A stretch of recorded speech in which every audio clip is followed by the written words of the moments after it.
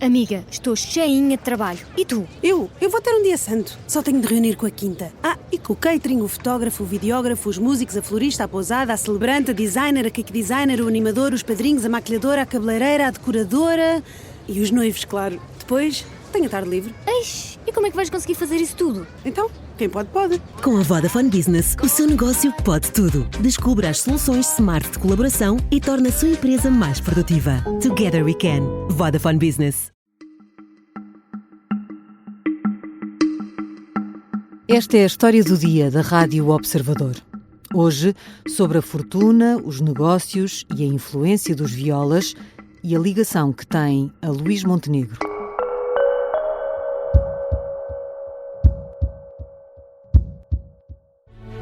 Manuel Violas e as irmãs Celeste e Otília herdaram do pai um vasto império empresarial que começou com uma cordoaria manual. Nas 2 últimas décadas, o Grupo Violas transformou-se numa das maiores empresas do país. Espinho é a referência da família Violas. É uma das grandes fortunas de Portugal. Será a 14ª maior, segundo a revista Forbes, com um património avaliado em mais de 900 milhões de euros. Na história da família Violas, retratada em parte numa homenagem em vídeo do município de Espinho, há indústria, casinos, hotelaria e imobiliário, por exemplo. E há uma ligação a Luís Montenegro, agora vista como tóxica. Quem é, afinal, este discreto grupo empresarial que acabou no centro da crise política? Vou conversar com Ana Suspiro, jornalista de economia e grande repórter do Observador, que com a editora Alexandra Machado escreveu sobre a história da família Violas. Eu sou a Sara Antunes de Oliveira e esta é a história do dia, segunda-feira, 10 de março.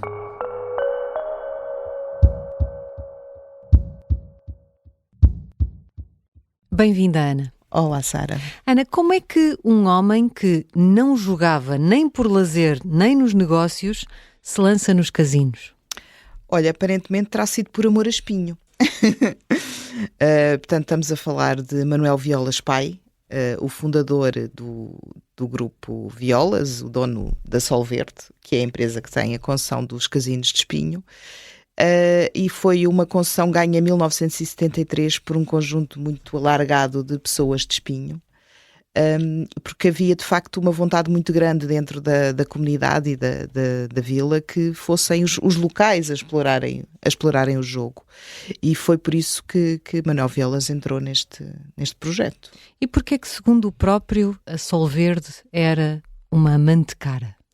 Na verdade, o próprio aparece citado por terceiros a falar de amantes a propósito, quer da Solverde, quer da cidade de Espinho. Que era o próprio Espinho, não é? Exatamente.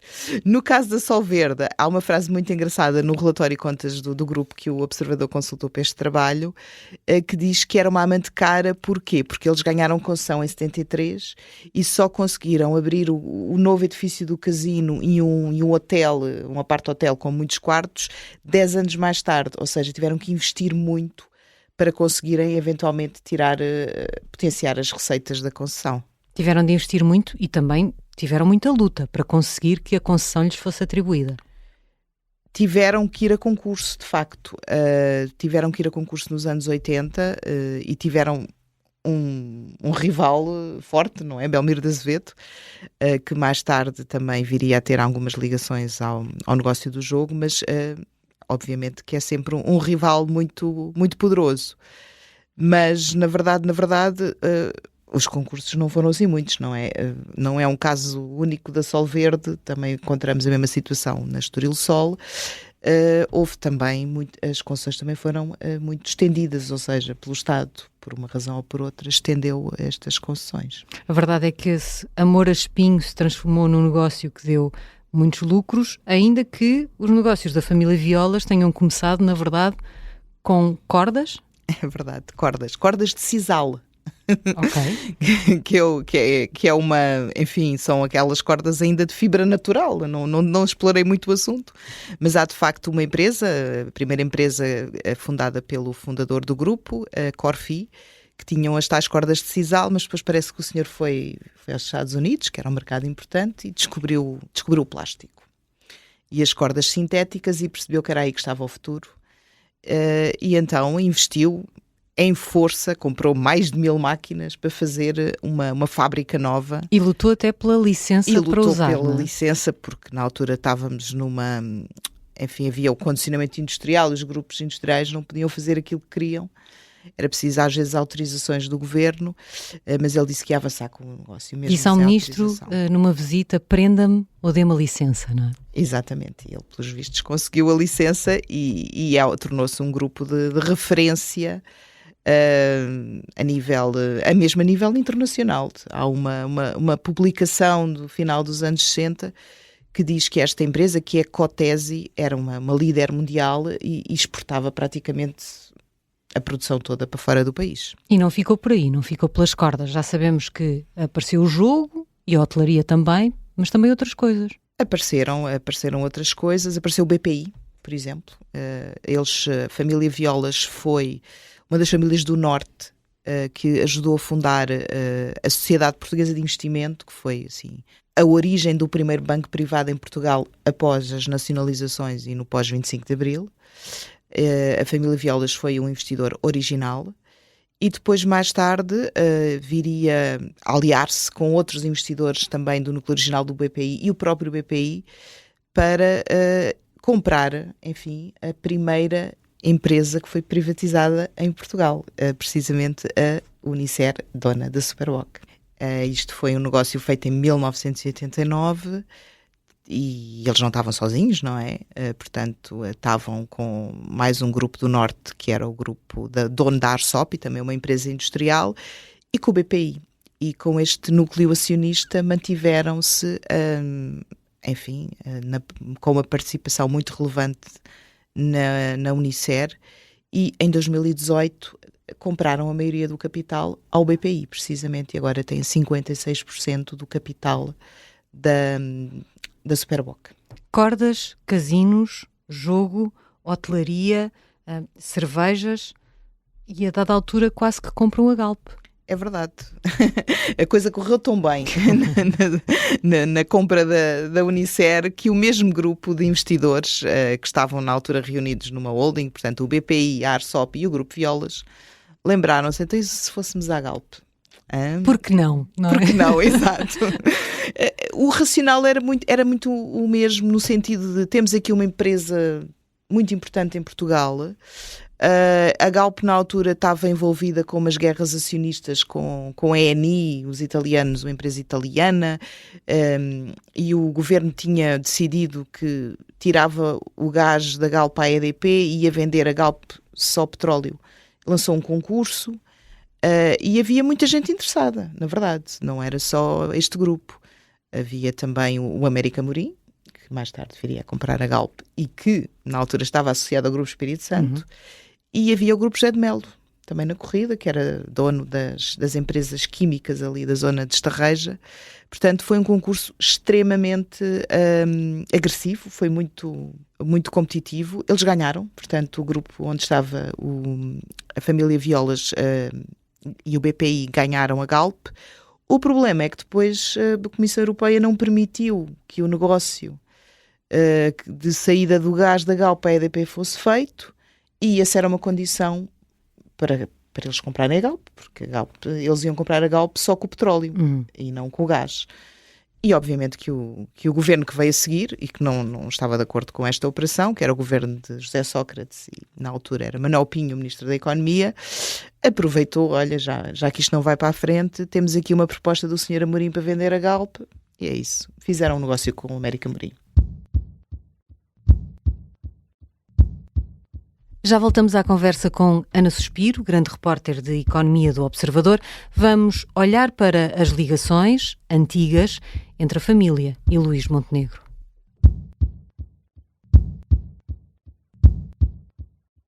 Amiga, estou cheinha de trabalho. E tu? Eu vou ter um dia santo. Só tenho de reunir com a quinta. E com o catering, o fotógrafo, o videógrafo, os músicos, a florista, a pousada, a celebrante, a designer, a cake designer, o animador, os padrinhos, a maquilhadora, a cabeleireira, a decoradora e os noivos, claro. Depois, tenho a tarde livre. Eish, e como é que vais conseguir fazer isso tudo? Então, quem pode, pode. Com a Vodafone Business, o seu negócio pode tudo. Descubra as soluções smart de colaboração e torne a sua empresa mais produtiva. Together we can. Vodafone Business.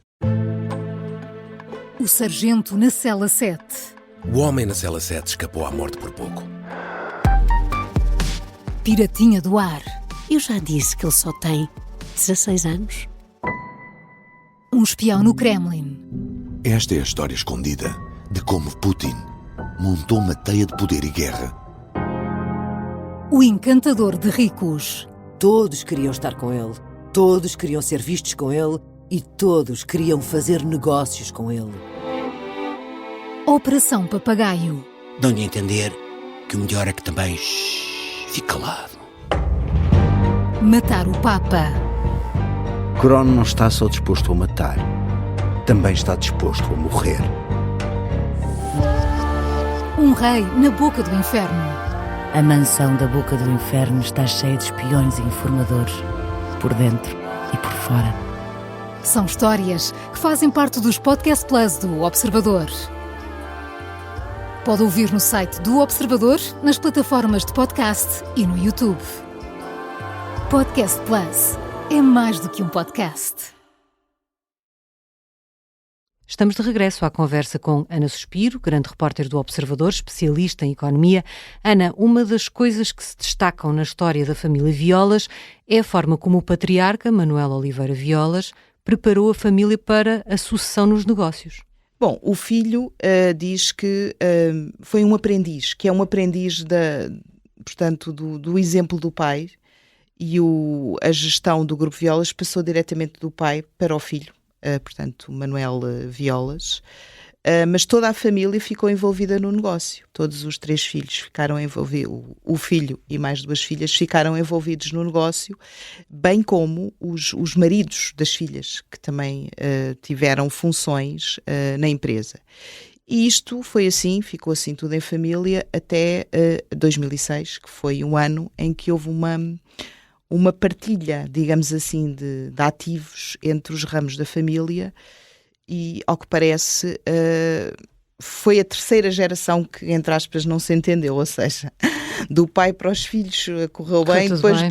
Para os netos é que a coisa começou a divergir um pouco, não é? Porque havia um lado da família que tinha divergências, sobretudo a nível dos primos, entre aspas. Portanto, tinha divergências sobre a estratégia e havia diferentes visões. E em 2006, em 2005, ao que parece apenas, começaram a conversar em 2005 e parece que isto foi muito rápido. Parece que em 2 dias ficou mais ou menos resolvido. Ao que parece, em 2 dias, em 2 reuniões. É assim que a história é contada no relatório de contas do Grupo Violas. A irmã Otília deixou o grupo, que ficou nas mãos do irmão, que é presidente do grupo, e da outra irmã, que é também dona, metade do capital.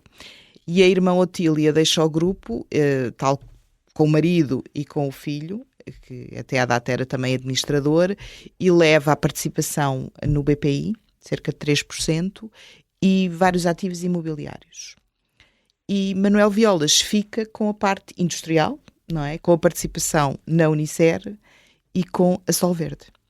É precisamente Manuel Soares Violas, o tal filho sucessor, é com ele que surge a ligação a Luís Montenegro, que tinha, aliás, 18 anos quando o patriarca morreu. Há, aliás, essa coincidência foi no dia de aniversário. É verdade, o mesmo dia, exato. O patriarca morreu. E é uma relação que começa por causa da Solverde. Tanto quanto sabemos, em termos de relação comercial ou contratual, digamos assim, o que sabemos é que Luís Montenegro, que já devia obviamente conhecer a família Violas de Espinhos, que é um meio relativamente pequeno, aliás, Luís Montenegro esteve no ato solene, esteve na cerimónia de lançamento do livro sobre o fundador do Grupo Violas, sobre o pai do atual presidente da Solverde, foi uma das pessoas que discursou. E na altura ele era presidente da Assembleia Municipal de Espinho e também era presidente do grupo parlamentar do PSD. Portanto, claramente que ele era uma pessoa muito, já relativamente próxima, ou pelo menos conhecia bem a família.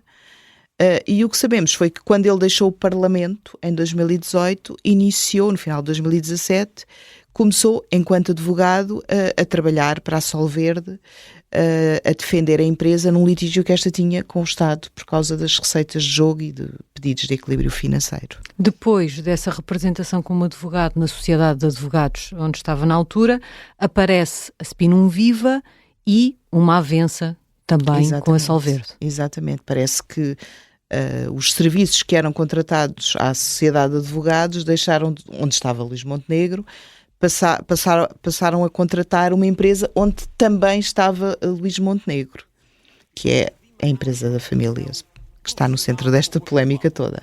É público, eu sou amigo pessoal dos acionistas dessa empresa, portanto eu estarei sempre inibido. Este lado profissional corria em paralelo, há pouco como dizias, com um lado pessoal. Sim, pelo menos sabemos que eles encontravam-se quando jogavam golfe, não é? São dois grandes amantes do jogo e há inclusive penso que até o Observador noticiou imagens dos dois a jogar golfe num dia em que, enfim, havia outros líderes europeus que estavam na Ucrânia. E já havia esta polémica por causa da avença. E já havia, exatamente, não é? Portanto, obviamente sabemos também que ele explicou porque é que não foi, não é?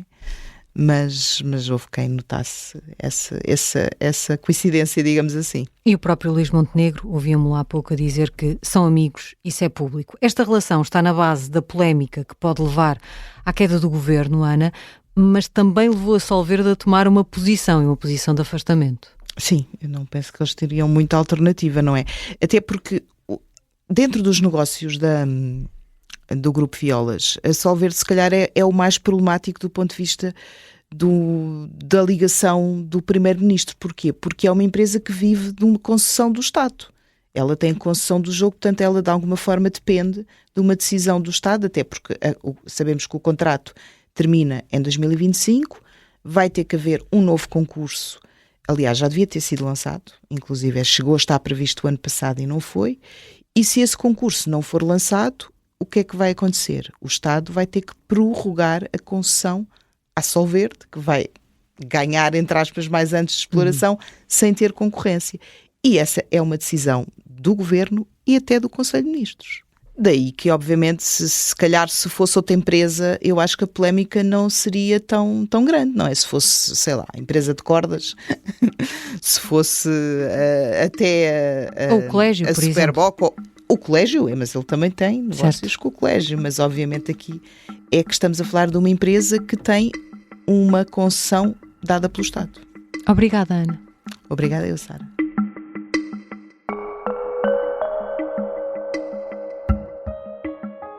Ana Suspiro é grande repórter do Observador, especialista em economia. Esta foi a história do dia. A sonoplastia é do Pedro Oliveira, a música do genérico é do João Ribeiro. Eu sou a Sara Antunes de Oliveira. Boa semana e até amanhã.